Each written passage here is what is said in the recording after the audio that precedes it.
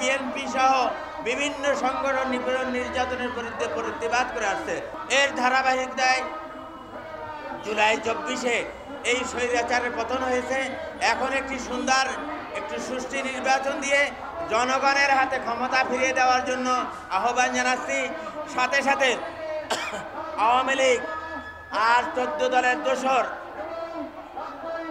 জাতীয় পার্টি অন্যান্য বাম যারা রয়েছে এই যে 14 দলের সাথে যারা 16টি বৎসর স্বৈরাচারকে সহায়তা করছে, বিভিন্নভাবে টিকিয়ে রাখছে, তাদের বিচার দাবি করে এবং অবিলম্বে নির্বাচনের রোড ম্যাপ ঘোষণা করার দাবি জানিয়ে আমার বক্তব্য সংক্ষিপ্ত শেষ করছি।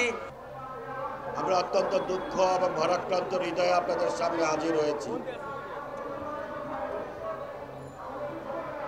দীর্ঘ 17 বছরের আন্দোলন সংগ্রামের পরে লক্ষ লক্ষ মানুষের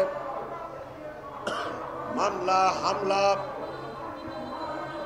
ফ্যাসিস্ট আওয়ামী লীগের রক্তচক্ষুকে উপেক্ষা করে দেশব্যাপী বিএনপির ভারপ্রাপ্ত চেয়ারম্যান জনাব তারেক রহমানের নির্দেশনায় সারা বাংলাদেশে ঐতিহাসিক যে আন্দোলন সংগঠিত হয়েছিল, সেই আন্দোলনের পরিসমাপ্তি ঘটেছিল 24-এর ছাত্র গণ অভ্যুত্থানের মধ্য দিয়ে।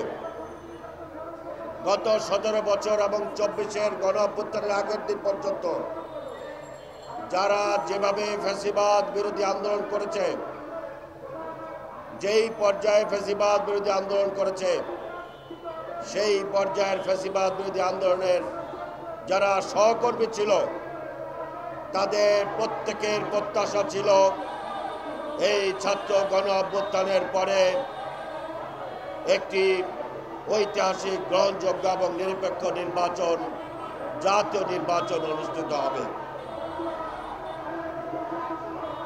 কিন্তু আমরা দেখতে পেরেছি ফ্যাসিবাদ আওয়ামী লীগ যেইভাবে তাদের ক্ষমতাকে পাকাপোক্ত করবার জন্য বিভিন্নভাবে জনগণের রায়কে পাশ কাটানোর চেষ্টা করেছিল, সেই রায়কে পাশ কাটিয়ে একটি জবরদখলকারী সরকার বাংলাদেশের রাষ্ট্র ক্ষমতায় ছিল। তাদের বিরুদ্ধে জনগণের যে আন্দোলন, সেই আন্দোলন সফল হওয়ার পরেও কিছু কুচক্রী মহল সরকারের ভিতরে এবং বাইরে থেকে জনগণের মূল আকাঙ্ক্ষা জাতীয় নির্বাচনকে বানচালের ষড়যন্ত্রে লিপ্ত।